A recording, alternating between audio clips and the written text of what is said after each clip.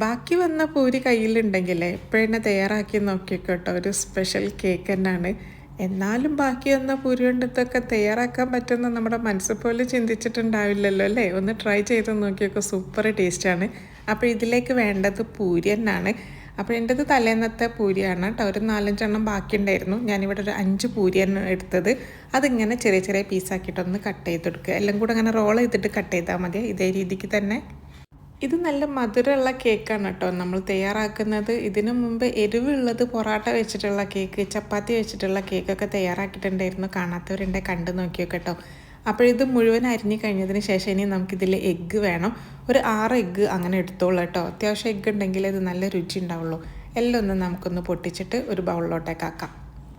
ഇനി ഇതേ റെസിപ്പി വെച്ചിട്ട് പൂരി തന്നെ വേണമെന്നൊന്നുമില്ല കേട്ടോ. ചപ്പാത്തിയോ കണവ ചപ്പാത്തിയോ അങ്ങനെ എന്തെങ്കിലും ബാക്കിയുണ്ടെങ്കിൽ അതുകൊണ്ടൊക്കെ അങ്ങനെ തയ്യാറാക്കിക്കോളൂ കേട്ടോ. സൂപ്പർ ടേസ്റ്റാണ്. ഇനി നമുക്കിതിലേക്ക് വേണ്ടത് വാനില എസൻസ് ആണ്. ഒരു 1/4 ടീസ്പൂൺ അത്ര മതി.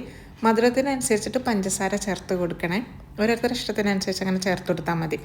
അതിനുശേഷം നമുക്കിതൊന്ന് ശരിക്കും ഒന്ന് ബീറ്റ് ചെയ്യണം. നല്ല രീതിക്ക് തന്നെ ബീറ്റ് ചെയ്തെടുക്കണം കേട്ടോ. 1/2 ഗ്ലാസ് നല്ല ക്രീമി ആയിട്ടുള്ള പാൽ നമുക്കിതിലേക്ക് വേണം കേട്ടോ. അപ്പോഴേ നല്ല രുചി ഉണ്ടാവുള്ളൂ. പിന്നെ വേണ്ടത് ചോക്ലേറ്റിൻ്റെ സിറപ്പാണ്. ഇത് നിർബന്ധമാണ് കേട്ടോ. ഒരു 2 ടേബിൾ സ്പൂൺ എന്തായാലും വേണം 6 എഗ്ഗിലോട്ടേക്ക്. അതൊഴിച്ച് കഴിഞ്ഞതിന് ശേഷം നമുക്ക് ബേക്കിംഗ് പൗഡർ വേണം കേട്ടോ.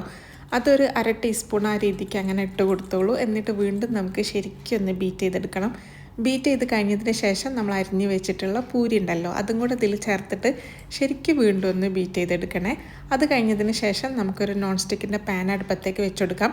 അത് ചൂടായതിന് ശേഷം നെയ്യ് ഒഴിച്ചു കൊടുക്കാം. 1 ടീസ്പൂൺ അങ്ങനെ ഒഴിച്ചു കൊടുത്താൽ മതി, അല്ല 1 ടേബിൾ സ്പൂൺ, നിങ്ങളുടെ ഇഷ്ടത്തിനനുസരിച്ച് അങ്ങനെ ഒഴിച്ചു കൊടുത്താൽ മതി. അതൊന്ന് ഉരുകി വന്നതിന് ശേഷം എല്ലാ സ്ഥലത്തോട്ടൊക്കെ ഒന്ന് ചുറ്റിച്ചെടുക്കുക. അതിനുശേഷം നമ്മുടെ ഈ ഒരു മുട്ടൻ്റെ കൂട്ടുണ്ടല്ലോ, അതൊന്ന് അതിലേക്ക് ഒഴിച്ച് കൊടുത്തിട്ട് ഇതൊന്ന് ബേക്ക് ചെയ്തെടുക്കാം. ലോ ഫ്ലെയിമിലിട്ടിട്ട് വേണം കേട്ടോ ബേക്ക് ചെയ്തെടുക്കാനായിട്ട്. ഹൈ ഫ്ലെയിമിലിട്ടാൽ കരിഞ്ഞു പോകും. അപ്പോഴിതാണ്ട് ഒരു 20-25 മിനിറ്റ്സ് ആകുമ്പോഴത്തേക്കും തന്നെ റെഡി ആയിട്ട് കിട്ടും കേട്ടോ. അപ്പോഴിതൊന്ന് കുത്തി നോക്കുക വെന്തിട്ടുണ്ടോ ഇല്ലയോ എന്നുള്ളത്.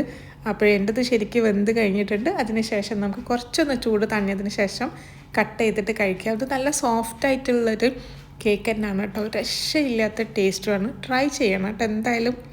അപ്പോഴും നോമ്പൊക്കെ അല്ലേ വരുന്നത്. നോമ്പിന് വ്യത്യസ്ത രീതിയിലുള്ള സ്വീറ്റ് ഐറ്റംസും സ്നാക്ക് ഐറ്റംസൊക്കെ നിങ്ങൾ എന്തായാലും സെർച്ച് ചെയ്യുന്നുണ്ടാകുമല്ലോ. അപ്പോൾ ഇതെന്തായാലും ട്രൈ ചെയ്യാം.